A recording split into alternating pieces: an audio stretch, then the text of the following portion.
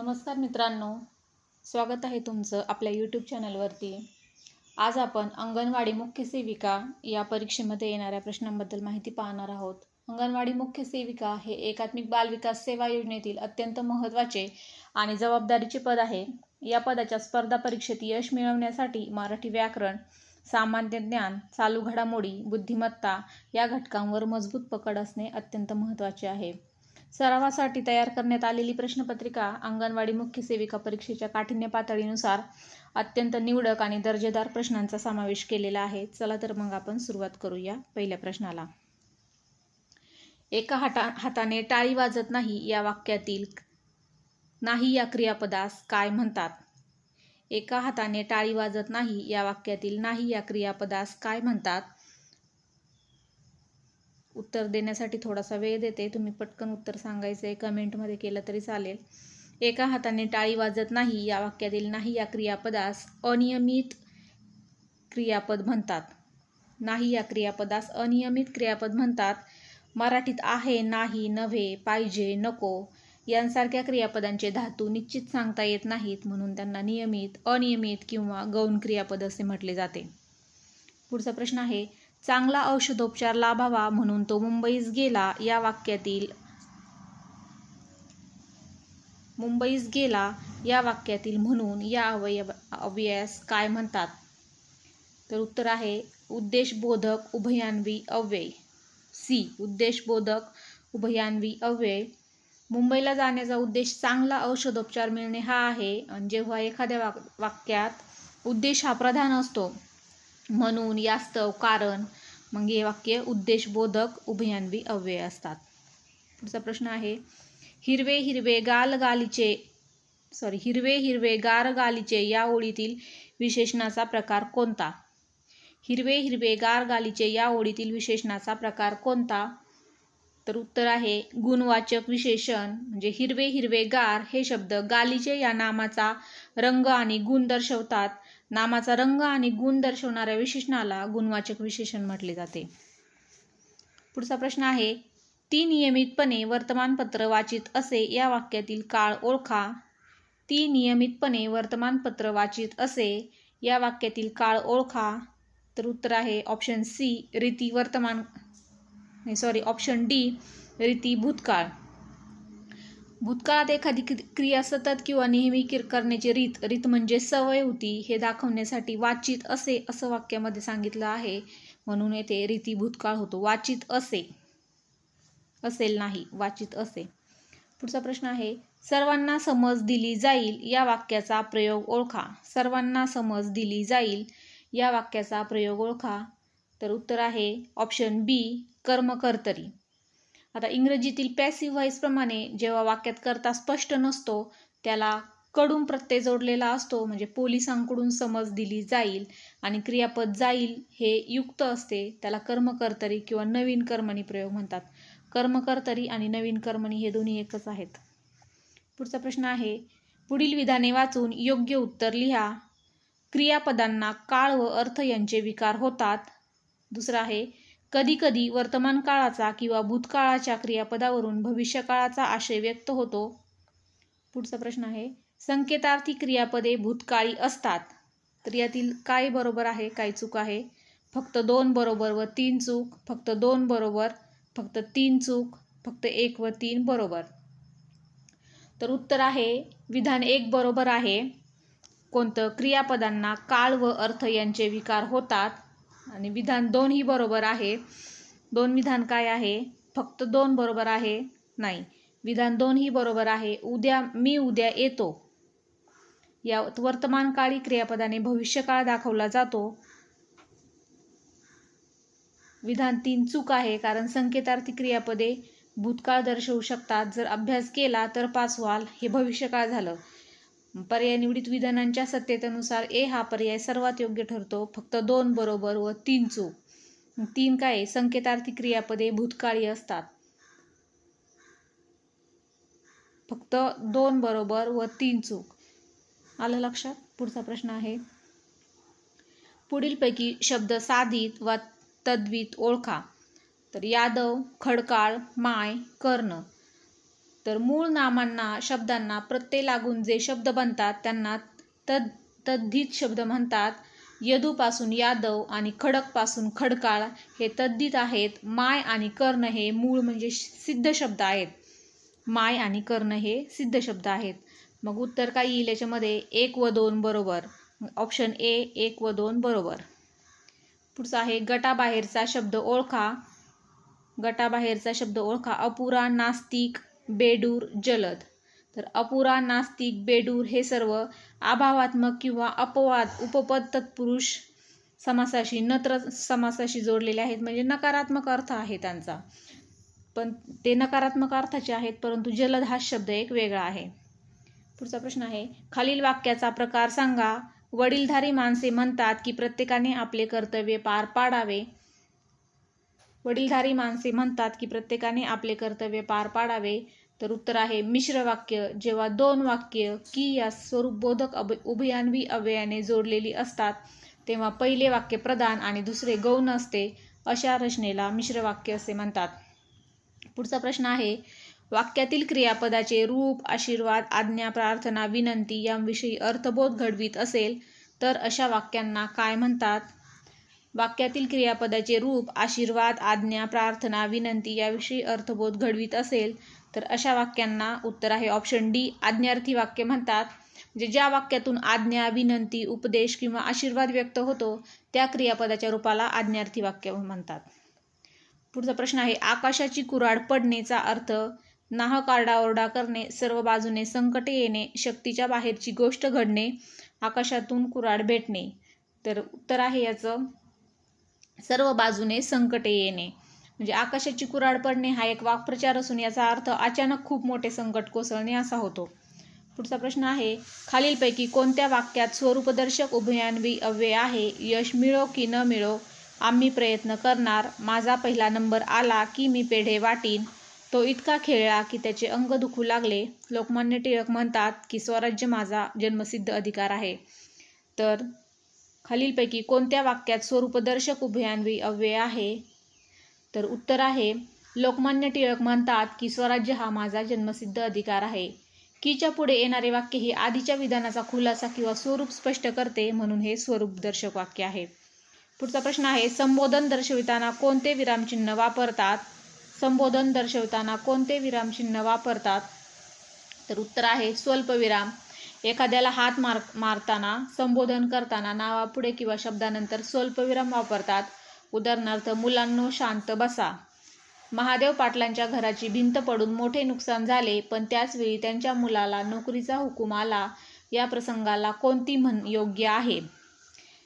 या प्रसंगाला कोणती म्हण योग्य आहे? तर उत्तर आहे डोंगर पोखरून उंदीर काढणे, आजा मेला नातू झाला आकाश ठ.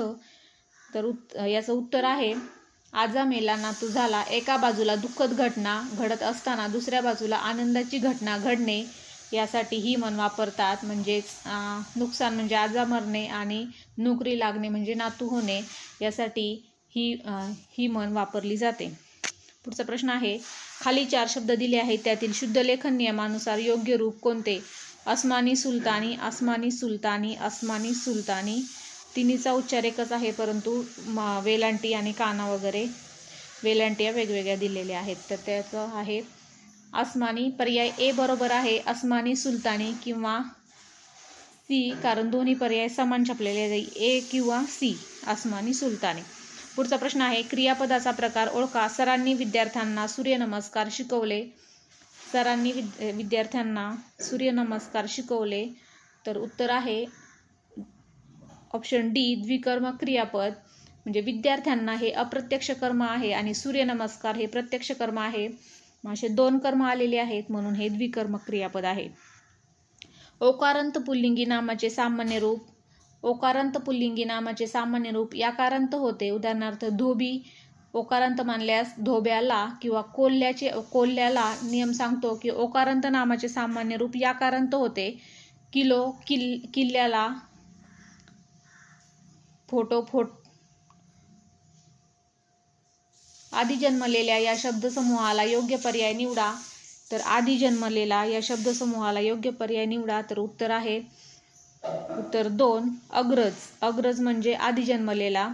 आधी जन्मलेला म्हणजे अग्रज आणि नंतर जन्मलेला म्हणजे अनुज. पुढचा प्रश्न आहे, तो सकाळीच आला म्हणून मी मुंबईला जायचा थांबलो, या वाक्याचा प्रकार ओळखा. तो सकाळीच आला म्हणून मी मुंबईला जायचा थांबलो, या वाक्याचा प्रकार ओळखा. उत्तर आहे परिणामबोधक संयुक्त वाक्य. परिणामबोधक संयुक्त वाक्य याचा परिणाम असा झाला की मुंबईला जायचं थांबलो परिणाम दाखवण्यासाठी म्हणून वापरल्यास ते परिणामबोधक संयुक्त वाक्य बनते. पुढचा प्रश्न आहे, बोका शब्दाचा लिंग बदल सूचित करणारा शब्द कोणता? तर उत्तर आहे फक्त 2 बरोबर, भाटी. बोका या पुल्लिंगी शब्दाचा स्त्रीलिंगी शब्द भाटी आहे. खालीलपैकी अरबी शब्दाचा गट ओळखा. कामगार, मालक, शाहीर साहेब, अर्ज किल्ली, हुकूम, तपास. तर अरबी शब्दाचा गट आहे फक्त 3 व 4 बरोबर. 3 काय आहे? अर्ज किल्ली, हुकूम, तपास हा आहे अरबी शब्दाचा गट. भोजन भाऊ या सामासिक शब्दाचा विग्रह सांगा. पुढचा प्रश्न आहे, भोजन भाऊ या सामासिक शब्दाचा विग्रह सांगा. भोजनासाठी भाऊ, भोजन पंक्तीतला भाऊ, सख्खा भाऊ, भोजनापुरता भाऊ. तर उत्तर आहे भोजनापुरता भाऊ. फक्त जेवणापुरता किंवा स्वार्थापुरता संबंध ठेवणारा माणूस म्हणजे भोजन भाऊ म्हणजेच भोजनापुरता भाऊ. पुढचा प्रश्न आहे, वादळ असे भरून आले तारू, भरकटणार होते लाटा अशा घेरतात होत्या, काही सावरणार नव्हते, या काव्यपंक्तीतील शब्दशक्ती ओळखा. तर उत्तर आहे ए, व्यंजना. या ओळीमधून सरळ अर्थ न घेता जीवनातील संकटे आणि मनाची स्थिती असा चमत्कृतीपूर्ण दुसरा अर्थ निघतो, म्हणून ही व्यंजना शब्दशक्ती आहे. पुढचा प्रश्न आहे, कालिदास कवी होता या वाक्यातील विधेयपूरक कोणते आहे? कालिदास कवी होता. तर उत्तर आहे बी, कवी. विधेयपूरक आहे कवी. वाक्याचा अर्थ पूर्ण करण्यासाठी कर्त्याबद्दल अधिक माहिती सांगणाऱ्या आणि क्रियापदाच्या आधी येणाऱ्या शब्दाला विधेयपूरक म्हणतात. येथे कवी हा शब्द विधेयपूरक आहे. पुढचा प्रश्न आहे, खेड्यातील माणसे आता बरीच पुढारली, या वाक्यातील पुढारली या क्रियापदास काय म्हणतात? खेड्यातील माणसे आता बरीच पुढारली. तर पुढारली या क्रियापदास साधित क्रियापद म्हणतात. पुढे या अव्ययापासून पुढारली हे क्रियापद बनले आहे. नाम, विशेषण किंवा अव्यय प्रत्यय लागून बनणाऱ्या क्रियापदांना साधित क्रियापदे म्हणतात. पुढचा प्रश्न आहे, बीड जिल्ह्यातील ऊस तोडणी कामगार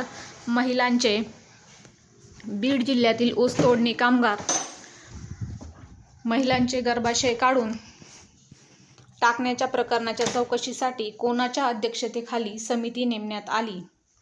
बीड जिल्ह्यातील ऊस तोडणी कामगार महिलांचे गर्भाशय काढून टाकण्याच्या प्रकरणाच्या चौकशीसाठी कोणाच्या अध्यक्षतेखाली समिती नेमण्यात आली?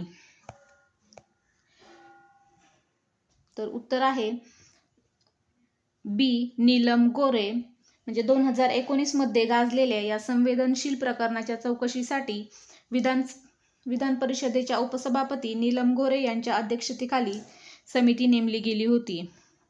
पुढचा प्रश्न आहे, लोढा समिती कोणत्या खेळाशी निगडित आहे? लोढा समिती कोणत्या खेळाशी निगडित आहे? तर उत्तर आहे ए, क्रिकेट. म्हणजे भारतीय क्रिकेट नियामक मंडळात BCCI सुधारणा सुचवण्यासाठी सर्वोच्च न्यायालयाने न्यायमूर्ती R.M. लोढा यांच्या नेतृत्वाखाली लोढा समिती स्थापन केली आहे. पुढचा प्रश्न आहे, प्रो कबड्डी लीग स्पर्धा 2019 जानेवारी विजेता कोण आहेत? प्रो कबड्डी लीग स्पर्धा 2019 जानेवारी विजेता कोण आहेत? तर उत्तर आहे बेंगळुरू बुल्स. तर 6व्या हंगामाची जानेवारी 2019 मध्ये संपलेली फायनल बेंगळुरू बुल्सने गुजरात यांना हरवून ही जिंकली होती. 2019चा शांतता नोबेल विजेता कोण आहे? 2019चा शांतता नोबेल विजेता कोण आहे? तर उत्तर आहे सी, अबिय अहमद अली. म्हणजे इथिओपियाचे पंतप्रधान अबिय अहमद अली यांना शेजारील देश इरिट्रियासोबत सीमावाद सोडवल्याबद्दल 2019चा नोबेल शांतता पुरस्कार मिळाला होता. महाराष्ट्रात सर्वात जास्त रेशीम उत्पादन करणारा जिल्हा कोणता? महाराष्ट्रात सर्वात जास्त रेशीम उत्पादन करणारा जिल्हा कोणता? तर उत्तर आहे जालना. महाराष्ट्रात तुती रेशीम उत्पादनात जालना जिल्हा आघाडीवर मानला जातो. राज्याचे ग्रामविकास विभागाचे सचिव कोण आहेत? राज्याचे ग्रामविकास विभागाचे सचिव कोण आहेत? तर उत्तर आहे असीम गुप्ता. जे सध्याच्या याच्यात संदर्भानुसार असीम गुप्ता आहेत असं मला वाटतंय. म्हणजे हा प्रश्न 2019-20च्या स्पर्धा परीक्षेच्या वेळेचा असून त्यानुसार असीम गुप्ता होते. आता असीम गुप्ता नसतील. हा प्रश्न परत पाहूया आपण. राज्याच्या ग्रामविकास विभागाचे सचिव कोण आहेत? हा प्रश्न मी तुम्हाला कमेंटमध्ये टाकते आणि त्याचं उत्तर देते. खालीलपैकी केशवसूत कोणाला म्हणतात? केशवसूत कोणाला म्हणतात? तर उत्तर आहे कृष्णाजी दामले. कृष्णाजी दामले यांना केशवसूत म्हणतात. म्हणजे यांना आधुनिक मराठी कवितेचे जनक म्हणतात आणि केशवसूत या टोपण नावाने त्यांना ओळखले जाते. दर्पण हे पहिले वृत्तपत्राचे संपादक कोण होते? तर उत्तर आहे बी. बाळशास्त्री जांभेकर. म्हणजे 6 जानेवारी 1832 रोजी सुरू झालेल्या दर्पण या पहिल्या मराठी वृत्तपत्राचे संपादक बाळशास्त्री जांभेकर हे होते. म्हणूनच हा दिवस पत्रकार दिन म्हणून साजरा केला जातो. स्थानिक स्वराज्य संस्थेचे जनक कोण आहेत? तर उत्तर आहे बी. Lord Ripon. 1882 मध्ये भारतात स्थानिक स्वराज्य संस्थांचा कायदा करून त्यांना स्वायत्ता देण्याचे काम लॉर्ड रिपन यांनी केले. म्हणून त्यांना स्थानिक स्वराज्य संस्थांचे जनक म्हटले जाते. पुढचा प्रश्न आहे सायकलचा शोध कोणी लावला? तर उत्तर आहे ऑप्शन सी. मॅकमिलन. मॅकमिलन यांनी सायकलचा शोध लावलेला आहे. स्कॉटलंडच्या किर्कपॅट्रिक मॅकमिलन यांनी 1839 मध्ये पहिल्या पेंडल असलेल्या सायकलचा शोध लावलेला आहे. इन्सुलिनचा शोध कोणी लावला? तर उत्तर आहे F. Banting. Option C. F. Banting. Frederick Banting आणि चार्ल्स बेस्ट यांनी मिळून मधुमेह उपचारासाठी अत्यंत महत्त्वाचे असलेले औषध इन्सुलिनचा शोध लावला. भारताच्या अणुविज्ञानाचे जनक कोण आहेत? भारताच्या अणुविज्ञानाचे जनक कोण आहेत? उत्तर आहे डॉक्टर होमी भाभा. म्हणजे डॉक्टर होमी जहांगीर भाभा त्यांचं पूर्ण नाव आहे. यांनी भारताच्या अणुऊर्जेत कार्यक्रमाचा पाया रचला म्हणून त्यांना अणुविज्ञानाचे जनक म्हटले जाते. पुढचा प्रश्न आहे रॅमन मॅगसेसे पुरस्कार मिळवणारे पहिले महाराष्ट्रीयन कोण? रॅमन मॅगसेसे पुरस्कार मिळवणारे पहिले महाराष्ट्रीयन. तर उत्तर आहे ऑप्शन बी. आचार्य विनोबा भावे. 1958 मध्ये भूदान चळवळीचे नेते आचार्य विनोबा भावे यांनी सर्वात पहिला रॅमन मॅगसेसे म्हणजे आशियाचा नोबेल पुरस्कार मिळवला. सर्वात कमी लोकसंख्येची घनता असलेला महाराष्ट्रातील जिल्हा कोणता? सर्वात कमी लोकसंख्येची घनता असलेला महाराष्ट्रातील जिल्हा. तर उत्तर आहे ऑप्शन बी. गडचिरोली. 2011च्या जनगणनेनुसार गडचिरोली जिल्ह्याची घनता सर्वात कमी म्हणजे फक्त 74 व्यक्ती प्रति चौरस किमी एवढी आहे. पुढचा प्रश्न आहे प्राचीन कवी मुकुंदराज यांची समाधी कोठे आहे? तर उत्तर आहे आंबेजोगाई. Option D. आंबेजोगाई. विवेक सिंधू या मराठीतील आद्य ग्रंथाचे लेखक कवी मुकुंदराज यांची समाधी बीड जिल्ह्यातील आंबेजोगाई येथे आहे. पुढचा प्रश्न आहे मॅकमोहन रेषा ही भारत व कोणत्या देशाची सीमारेषा मानली जाते? मॅकमोहन रेषा ही भारत व कोणत्या देशाची सीमारेषा मानली जाते? तर उत्तर आहे ऑप्शन सी. चीन. चीन व भारत यांच्या दरम्यान आहे मॅकमोहन रेषा.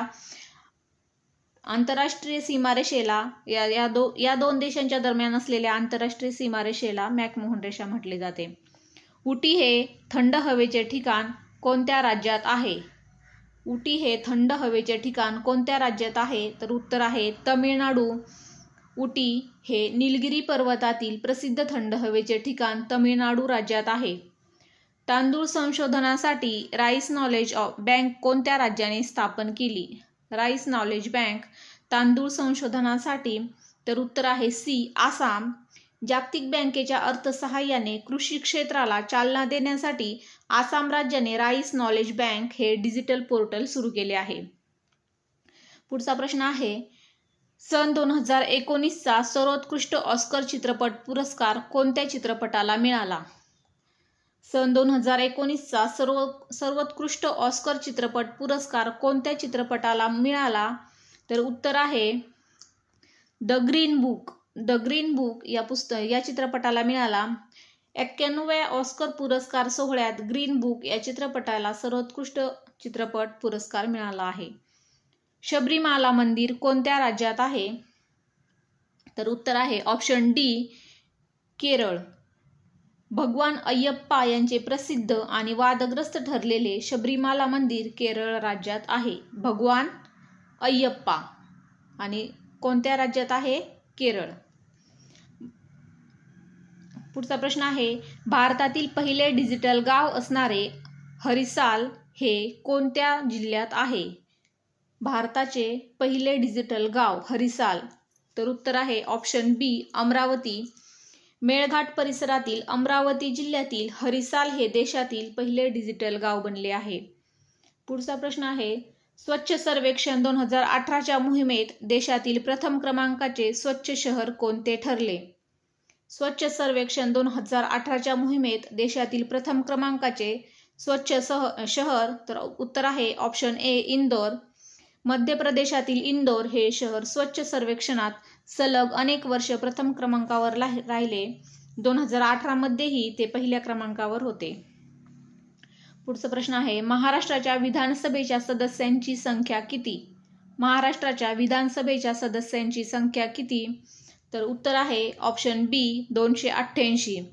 महाराष्ट्राच्या विधानसभेची एकूण लोकनियुक्त सदस्य संख्या 288 आहे. CAA कायदा म्हणजे काय? CAA कायदा म्हणजे काय? तर उत्तर आहे ऑप्शन बी सिटिझनशिप अमेंडमेंट ॲक्ट, म्हणजेच नागरिकत्व दुरुस्ती कायदा, म्हणजेच त्यालाच इंग्लिशमध्ये CAA कायदा म्हणतात. पुढचा प्रश्न आहे, देशातील पहिला बुलेट ट्रेन मार्ग कोणता? तर उत्तर आहे ऑप्शन सी मुंबई अहमदाबाद. भारतातील पहिली बुलेट ट्रेन मुंबई ते अहमदाबाद या 508 किमीच्या मार्गावर धावली. पुढचा प्रश्न आहे, गटात न बसणारा पर्याय ओळखा. आता हे तुम्हालाच लक्षात घ्यावं लागेल. तर उत्तर आहे ऑप्शन डी हा उत्तर बरोबर आहे, वेगळा पर्याय आहे. पुढचा आहे, मोसंबी ज्यूस गहू, तर गव्हाचं काय? तर उत्तर आहे चपाती किंवा उपपदार्थांच्या व्यापकतेनुसार मैदा किंवा चपाती, दोन्हीपैकी एक. 78वा प्रश्न आहे, QIWG हे बुद्धिमत्तेचे प्रश्न आहेत. मग हे बुद्धिमत्तेचे प्रश्न तुम्हाला सोडवावे लागतील, याचा आपण नंतर घेऊया.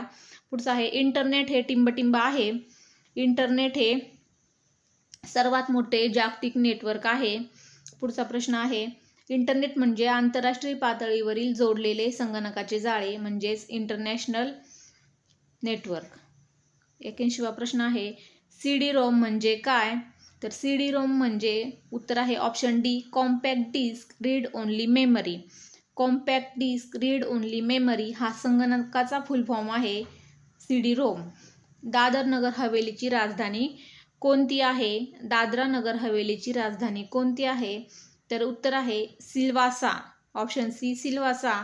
दादर नगर हवेलीची राजधानी सिल्वासा ही आहे. आता केंद्रशासित प्रदेश दमण आणि दीवमध्ये विलीन झाले आहेत. हा प्रश्नही तुम्हाला सोडवावा लागेल कागदावरती. पुढचा आहे, हा प्रश्नही सोडवायचा आहे. हे सगळे प्रश्न बुद्धिमत्तेचे आहेत आणि हे प्रश्न सोडवायचे आहेत. चला तर मग आपण हे प्रश्न पुढच्या व्हिडिओमध्ये घेऊया. तसंच इतर महत्त्वाच्या व्हिडिओसाठी आपल्या चॅनलला लाईक, शेअर, सबस्क्राईब करा. धन्यवाद.